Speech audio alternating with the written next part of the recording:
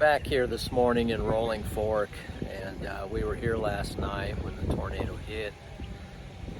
The damage here in Rolling Fork is just absolutely catastrophic.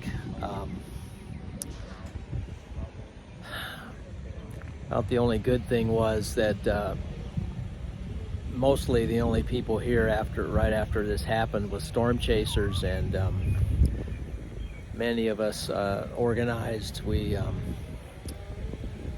became an ambulance services, and we were hauling people to the hospital, which is about 40 miles to the south. Freddie and I took two people who were injured there, and storm chasers were assuming the role of search and rescue last night.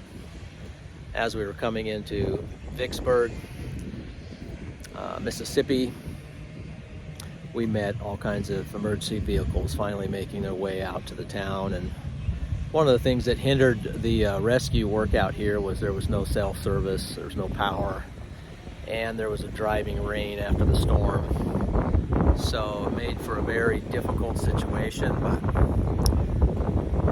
we just ask you to pray for the people here of Rolling Fork, and just continue to pray for them today. Thank you.